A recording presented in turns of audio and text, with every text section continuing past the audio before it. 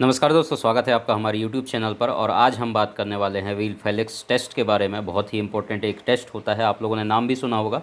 ये माइक्रोबायोलॉजी का चैप्टर हम आज ले रहे हैं और एक बहुत ही इंपॉर्टेंट टेस्ट के बारे में हम आपको बताने वाले हैं।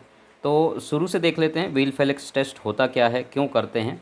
तो इंट्रोडक्शन की अगर हम बात करें तो व्हील फेलिक्स टेस्ट, ठीक है, तो ये जो एक टेस्ट होता है, एग्जाम्पल ऑफ हेटेरोफिलिक एंटीबॉडी टेस्ट होता है, ठीक है। और ये antibodies produced in acute rickettsial infection. तो ये जो इम्पोर्टेंट टेस्ट होता है व्हील फेलिक्स टेस्ट, ये किसके लिए होता है? रिकेट्सियल इन्फेक्शन के लिए होता है। इतना क्लियर हुआ आपको? तो रिकेट्सियल इन्फेक्शन को डिटेक्ट करने के लिए या पता लगाने के लिए हम व्हील फेलिक्स टेस्ट परफॉर्म करते हैं। इतना बेसिक क्लियर हो गया। कभी अगर बाय चांस आपको एग्ज़ाम में पूछा जाता है या कंपटीशन एग्ज़ाम में आपसे सवाल पूछा जाएगा, तो इसी तरीके से पूछा जाएगा कि रिकेट्सियल इन्फेक्शन को डिटेक्ट करने के लिए निम्न में से कौन सा टेस्ट परफॉर्म किया जाएगा। तो उसमें से व्हील फेलिक्स का भी ऑप्शन रहेगा, बाकी अदर ऑप्शन रहेगा जो इससे रिलेटेड नहीं होगा। तो इस तरीके से आपको ऑप्शन क्लियर करने में आसानी होगा। समझ में आ रहा है? इस तरीके से सवाल पूछा जाता है, इसलिए मैं आपको बता रहा हूँ। या उल्टा कैसे सवाल पूछा जा सकता है? व्हील फेलिक्स टेस्ट परफॉर्म करते हैं किस चीज़ को डिटेक्ट करने के लिए, उसमें रिकेट्सियल इन्फेक्शन आ जाएगा, बाकी और इन्फेक्शन का नाम दे देगा। तो इस तरीके से सवाल बनते हैं। समझ आया आपको? तो हम तैयारी करते करते, पढ़ते पढ़ते हम कंपटीशन एग्ज़ाम की भी आपको तैयारी करवा देंगे, ठीक है। अब यहाँ पर आगे हम बात कर लेते हैं, विच cross reacts with osmotic antigens OX19 and OX2 strain of Proteus vulgaris. तो ये प्रोटियस जो स्पीसीज है, ठीक है, प्रोटियस स्पीसीज में जो स्ट्रेन है प्रोटियस वल्गैरिस, तो इसको डिटेक्ट करने के लिए आप एंटीजन का इस्तेमाल करेंगे OX19 और OX2, जो कि आर्टिफिशियल मार्केट में अवेलेबल रहते हैं। वो एंटीजन्स के द्वारा हम इस स्ट्रेन जो प्रोटियस वल्गैरिस है उसको हम डिटेक्ट करते हैं। इतना क्लियर हो गया? तो ये भी एक सवाल बन सकता है आपके कंपटीशन एग्जाम में, तो इसको भी आप याद रखेंगे। इसके अलावा तीसरा जो एंटीजन्स हैं, इनको रिएजेंट आप बोल सकते हैं, ठीक है। दो इसमें से आपको पता चल गया दो रिएजेंट कौन से हैं। ये एंटीजन्स हैं, इनको हम रिएजेंट बोलेंगे, ठीक है।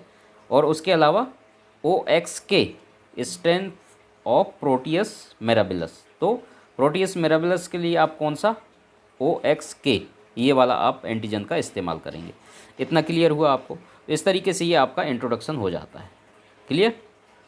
तो इस तरीके से यहाँ पर आपको देखने को मिल रहा होगा, ये जो मैं इमेज दिखा रहा हूँ, तो ये 3 एंटीजन्स आपको देखने को मिल जाते हैं, जो कि आपका एंटीजन्स हैं। इसी का इस्तेमाल करके आप उन स्ट्रेन का पता लगा सकते हैं। स्पेसिमेन के तौर पे हम क्या लेंगे? ब्लड का सैंपल लेंगे और उसमें हम सीरम को सेपरेट करेंगे। समझ में आ रहा है?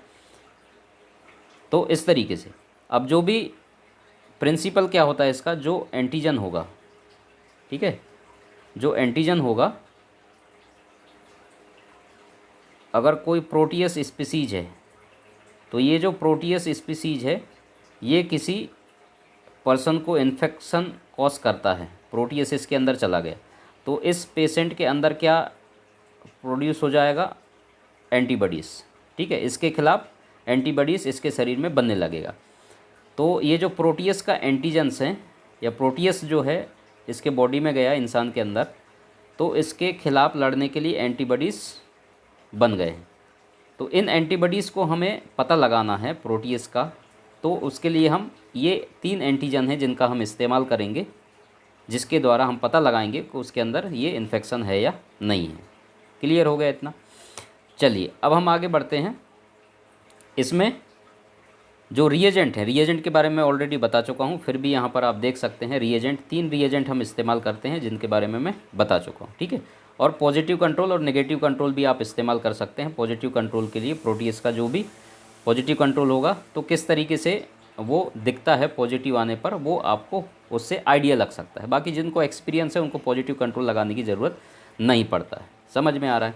तो जैसे आप ब्लड ग्रुप करते हैं ना, ब्लड ग्रुप में जैसे एग्लूटिनेशन आता है, उसी तरीके से आपको इसमें एग्लूटिनेशन देखने को मिल जाता है। क्लियर? अब प्रोसीजर की अगर हम बात करते हैं, तो इसमें जो मेथड इस्तेमाल किए जाते हैं वो एक होता है ट्यूब मेथड और एक होता है स्लाइड मेथड। तो स्लाइड मेथड तो सिंपल है, उसमें आप 1 ड्रॉप क्या डालेंगे? प्रोटियस एंटीजन डालेंगे। ये आपका इस तरीके से स्लाइड हो जाता है। स्लाइड में आपको सीरम और एंटीजन जो रिएजेंट है, ठीक है, वो ऐड करना है। दो चीज़ें आपको ऐड करना है, सीरम और एंटीजन। उसके बाद 1 मिनट के लिए आप इनको वेट करेंगे और एग्लूटिनेशन को ऑब्जर्व करेंगे। अगर एग्लूटिनेशन आ रहा है तो आप उसको पॉजिटिव बोल देते हैं। समझ में आ रहा है। और दूसरा मेथड होता है ट्यूब मेथड। दूसरा कौन सा होता है? ट्यूब। तो ट्यूब मेथड के लिए आप क्या करते हैं, मैं ब्लैंक स्लाइड ले लेता हूँ, इसमें आपको क्लियर समझा देता हूँ। अब ट्यूब मेथड में आप क्या करेंगे, इस तरीके से आप ट्यूब लेंगे, ठीक है। ट्यूब लेने के बाद अब इनमें आपको डाइल्यूशन बनाना है। क्या बनाना है? डाइल्यूशन। तो डाइल्यूशन जैसे कि आप विडाल टेस्ट में बनाते हैं, विडाल टेस्ट का वीडियो मेरा देखा होगा आप लोगों ने, सेम जैसे विडाल टेस्ट का वीडियो है या उसमें जो डाइल्यूशन मेथड से हम टेस्ट परफॉर्म करते हैं ट्यूब में, सेम आप इसी तरीके से इसमें टेस्ट को परफॉर्म कर सकते हैं। समझ में आ रहा? तो इस तरीके से जो ये ट्यूब हैं, ट्यूब में आपको सिंपल क्या करना है, अलग अलग डाइल्यूशन बना लेना। सबसे पहले तो आपको सीरम जो होता है, सीरम को डिफरेंट वॉल्यूम में सेट करके और डाइल्यूशन को आपको बनाना है। और उसके अलावा आपको जो एंटीजन है, एंटीजन है, ठीक है, एंटीजन कौन है सा है? रिएजेंट है, ठीक है। तो वो एंटीजन आपको 1 ड्रॉप सब में डालना है। अब जैसे कि मैं एक एग्जांपल आपको समझा देता हूँ, ठीक है। तो ये आपके ट्यूब हो गए, तो आपको क्लियर समझ में आ जाएगा प्रोसीजर है क्या। इस तरीके से ट्यूब हमने सेपरेट कर लिया। अब आपको क्या करना है, इसमें जैसे कि मान लो के बाद आपको 20 माइक्रोलीटर, ठीक है, आपने क्या किया, सीरम ऐड किया। अभी मैं सीरम की बात कर रहा हूँ, ठीक है। इसमें आपने 20 माइक्रोलीटर डाल दिया। इसमें आपने कितना डाल दिया? 10 माइक्रोलीटर। इसमें आपने डाल दिया 5 माइक्रोलीटर। इसमें डाल दिया 2.5। इसमें डाल दिया उसके बाद 1.25 माइक्रोलीटर। क्लियर? इस तरीके से आपने सीरम सब में डाल दिया।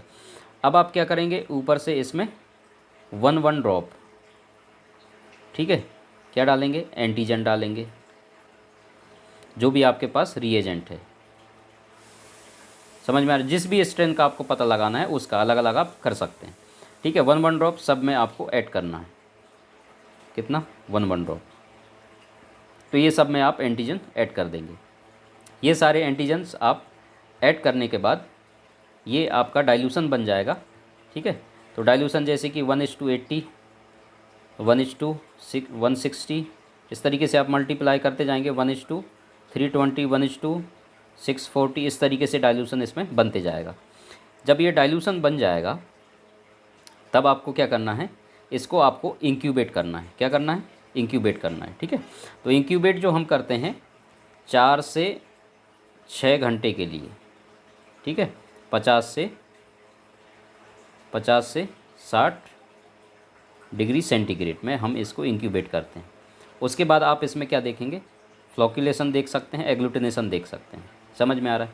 लेकिन इसका क्या है, सेंसिटिविटी और स्पेसिफिसिटी क्या होता है, लो होता है। इसकी एक लिमिटेशन है।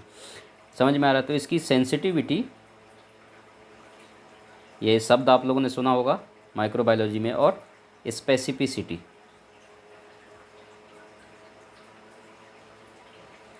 ये क्या होते हैं, लो होते हैं। समझ आ रहा है? तो इन टेस्ट को परफॉर्म करने के लिए सही तरीके से हम किसका इस्तेमाल करते हैं, एलाइजा का, इम्यूनोफ्लोरेसेंस का, ठीक है, हीमोग्लूटिनेशन का यहाँ पर दिया हुआ है। तो इसका हम इस्तेमाल करते हैं या सजेस्ट करते हैं कि ये टेस्ट एडवांस होते हैं और उससे एग्जैक्ट आपको सही रिज़ल्ट शो होता है या सही रिज़ल्ट आपको देखने को मिलता है। क्लियर हो गया? तो इस तरीके से इस टेस्ट को आप लगा सकते हैं, परफॉर्म कर सकते हैं। कभी अगर हम प्रैक्टिकल करेंगे तो आपको ज़रूर दिखाएंगे, लेकिन आपको इतना क्लियर समझ में आया ये टेस्ट हम परफॉर्म क्यों करते हैं, इसका इंपॉर्टेंस क्या है, वो सारा चीज़ मैं आपको एक्सप्लेन कर दिया हूँ। आई होप आपको समझ में आ गया हो। नहीं आया होगा तो एक बार और रिपीट देखेंगे तो आपको समझ में आ जाएगा। बाकी कभी हम प्रैक्टिकल करेंगे तो और अच्छे से आपको एक्सप्लेन करके देंगे इसमें, ठीक है। बाकी जो मुख्य पॉइंट थे वो मैं आपको बता दिया, और क्या एग्ज़ाम में पूछा जाता है कॉम्पिटिशन एग्ज़ाम में, वो भी मैंने आपको बता दिया है। क्लियर? तो thank you so much video देखने के लिए। और आपको MCQs का बुक्स नोट्स चाहिए है तो आप डिस्क्रिप्शन पे लिंक दिया हुआ है, ईमेल दिया है, उससे आप ऑर्डर कर सकते हैं। और हमारा सेकंड चैनल है, उस पर भी जा कर के आप MCQs की तैयारी कर सकते हैं। और चैनल को सब्सक्राइब करें, बेल आइकन दबाएं। वीडियो अच्छा लगा तो लाइक करें, शेयर करें अपने दोस्तों में। Thank you so much.